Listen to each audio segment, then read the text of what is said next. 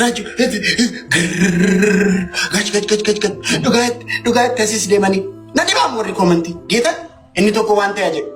Dhugaatti deemanii dhugaatti. Inni sun faallaa sanaa gaafa jedhu isa sana bira deemanii. Wallaahi dhugaatti. Dhugaa rabbii dhugaatti. Dhugaa gooftaa dhugaatti. Inni tokko emoji boyichaa tokko arguu taanaan hundumti isaanii maaf boossa hin beekan. Maal godhan personally.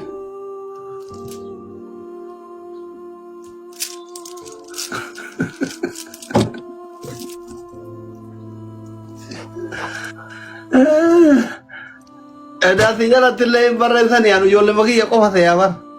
Arana bira dhufanii ani eenyu akka taatellee hin beekne. Dhugaa rabbii hin beekne. Dhufanii nana basaa China tiriidantii keessanii have some respect. Inde yeroon dammoo simtu na oofa tara wolof naka.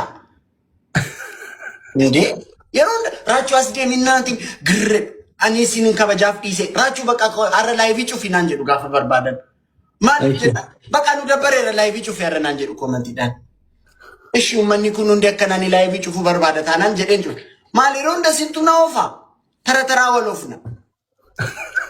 Inde anis gaafii shufeeran ta'a isin immoo gaafii shufeera taatu.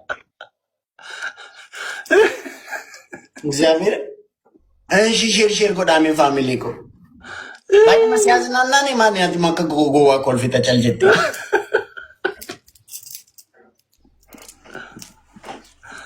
ቦኒም በይቷል እምቤክ ነሽ ከሚ እሺ አካወር ኮሜንት ይሩትካ እሺ magaala mucaa diimaa qal'aa qabdu tokko mucaa magaala video bilbila tokko qabda miti video ishee natti agarsiisisti an bilbila tokko chuma already azratin arga walin beeyno analle walitti dhufeenyan qabnu facebook irratti arga baay'inaan tiktok miti facebook ati mo facebook in fayyadamtu gidee jinjana qofa messengerii ta'e ara facebook siruma edana jalaa cufamee facebook kan jedhamu dhiiseera. Garuu like amma fakkeenyaaf otoo natti agarsiiste nama afaan oromootiin kontentii hojjetu taanaan inuman beekan maqaadhaan hin beeku amma boonii baay'ee jira digalee maqaan beeku garuu amma otoo viidiyoo ishee yookaan suura ishee natti agarsiisanii nan beekan digalee YouTube irra eenyu jedhee sarchi godhu bilbilli TikTokiin qabu Facebookis TikTokis hin qabu safaariidhaan YouTube gale. Eenyu jedhee sarchi godhu username ishee eenyu innu naafida Facebook isa TikTok Facebook irratti naafida TikTok irratti eenyu maqaan ishee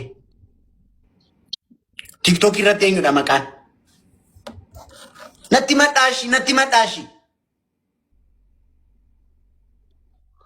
konotan asti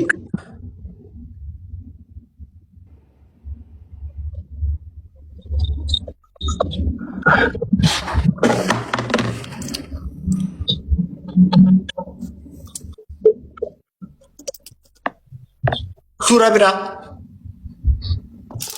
tanu maka amma na ergane kan bira erga ini sura bira erga jere